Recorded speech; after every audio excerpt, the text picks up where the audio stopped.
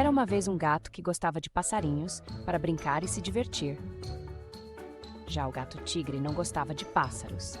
Mas o rei leão só dormia na cama de folhas rosas.